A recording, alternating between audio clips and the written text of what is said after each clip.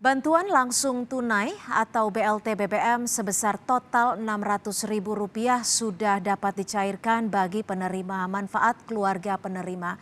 Seperti apa mekanisme dan persyaratannya? Sudah bergabung bersama kami di Kompas Malam Bapak Tonggo Marbun, PLT Direktur Bisnis Jaringan dan Layanan Keuangan PT Pos Indonesia. Selamat malam Pak Tonggo, terima kasih untuk waktunya. Selamat malam Mbak Cynthia, salam sehat. Salam sehat. Pak Tonggo, awal September ini pemerintah resmi menyalurkan BLT BBM. Mekanisme penyalurannya akan seperti apa? Apakah hanya PT Pos yang akan menyalurkan kepada penerima manfaat? Ya, puji syukur PT Pos Indonesia kembali dipercaya oleh pemerintah, dalam hal ini Kementerian Sosial Republik Indonesia. Kemarin penyaluran BLT BBM atau bantuan langsung tunai subsidi pengalihan subsidi BBM ini dimulai di Sentani, Papua, kemudian lanjut di Mika, kemudian lanjut di Kepulauan Tanimbar, di Somlaki, dan hari Sabtu tanggal 3 kemarin kita melakukan mulai penyaluran di kantor pos Bandar Lampung. Oke. Ini artinya apakah penerima manfaat ini menerima dalam 2 tahap? Hanya Rp300.000 untuk penerima di tahap yang pertama ini ya, Pak Tonggo? Betul, Bu Mbak Cynthia. Untuk syaratnya apa saja, Pak Tonggo?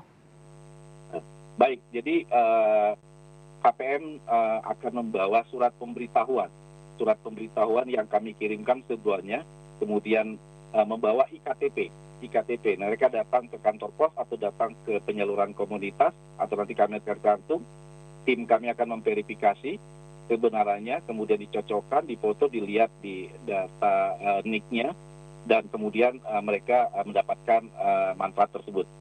Oke, artinya setiap penerima manfaat akan mendapatkan undangan terlebih dahulu dari pihak desa melalui RT RW, seperti itu ya?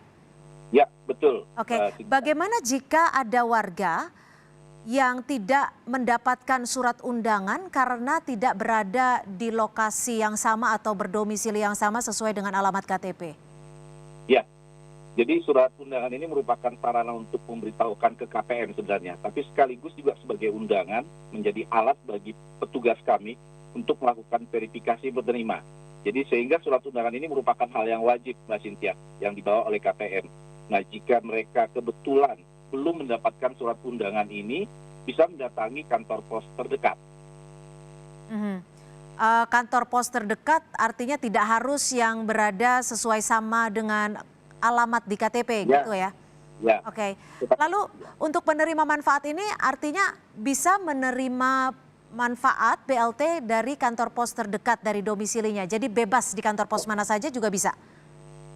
Bisa Mbak Cynthia, memang kami tentu sejak awal sudah melakukan identifikasi dan mapping berdasarkan data alamatnya dengan tujuan agar lokasi bayarnya tidak jauh tentu dari lokasi tinggalnya. Tetapi apabila kondisinya seperti yang disampaikan Mbak Cynthia, KPM pindah atau kebetulan berada di luar kota, KPM bisa mendapatkan dana bansosnya dengan mendatangi kantor pos terdekat dengan membawa syarat tadi, membawa surat undangan tersebut, kemudian IKTP-nya. Oke, jadi hanya 2 surat yang dibawa, surat undangan dan surat dan KTP, seperti itu ya? Betul, Mas. Ya, Pak Tonggo, lalu apa antisipasi yang akan dilakukan PT Pos Indonesia untuk mencegah penumpukan warga saat pencairan dana? Karena kita lihat dalam beberapa hari belakangan ini antrenya masih cukup panjang sepertinya. Ya. Baik, terima kasih. Kami tentu ada pengalaman dari penyaluran BLT sebelumnya, BLT minyak goreng atau bansos sembako, dan kami mendapatkan feedback dari masyarakat, juga tentunya dari Kementerian Sosial dan Pemda setempat dalam pola-pola penyalurannya. Untuk itu kami memperbanyak jumlah petugas kami tentunya, strateginya, kemudian memperbaiki titik lokasi bayarnya, menambah titik lokasi bayar, dan yang pasti kami memperpanjang jam layanan. Kadang bahkan di beberapa titik yang memang jumlah KPM cukup banyak, kami lakukan sampai malam hari. Dan yang pasti kami koordinasi dengan Pemda setempat lah, dengan Dinas Sosial setempat dan pihak-pihak keamanan dan aparat setempat. Gitu Mbak Cynthia. Oke, Pak Tonggo, untuk kategori lansia, disabilitas, dan juga warga di wilayah 3T ini, kabarnya kan akan diberikan langsung ke rumah penerima. Apakah ini sudah dilakukan di kantor pos? Sudah Mbak Cynthia, itu amanat dari Bu Menteri ya, Bu Risma. Jadi kepada KPM khususnya yang punya keterbatasan ya, kebetulan sedang sakit atau memang yang disabilitas atau orang tua kita yang lanjut usia, petugas kami langsung datang ke rumah-rumah, door to door untuk menyampaikan ke rumah KPM tersebut. Dan itu sudah berjalan pada penyaluran BLT sebelumnya, minyak goreng sebelumnya, Mbak Cynthia. Untuk kategori ini, apakah memiliki syarat yang sama seperti masyarakat lainnya penerima manfaat? Sama Mbak Cynthia, nggak ada bedanya. Kami datangi mereka yang keluarga-keluarga penerima manfaat yang punya keterbatasan. Sama, kami mudahkan, kami pastikan untuk disampaikan ke rumah masing-masing. Oke, batas akhir untuk menerima BLT BBM ini sampai kapan Pak Tonggo? Kami diberikan waktu mulai 2 minggu nanti, 2 minggu, mulai minggu depan sejak data dan dana serta surat perintah bayar diterima oleh Pos Indonesia. Dan setelah 2 minggu itu masih ada KPM yang belum mendapatkan dana BLT BBM, itu masih diberi kesempatan sampai dengan 30 hari nanti sejak data dan dana serta surat perintah bayar diterima.